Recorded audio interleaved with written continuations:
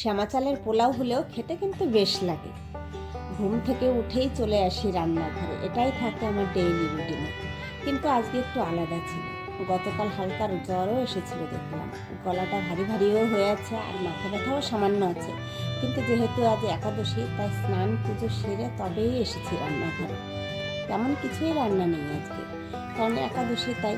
আর করেছিলাম শ্যামা চালের পোলাও, আর ছিল দুধ সাবু নলেন গুড় দিয়ে। আর বাদাম ভেজেছি এদিকে। বাদামটা ভেজেছি এই কারণে যে আমি চায়ের সঙ্গে খাবো। আজকে তো আর বিস্কুট খেতে পারবো না, তাই চায়ের সঙ্গে ভেবেছি বাদামটাই খাবো।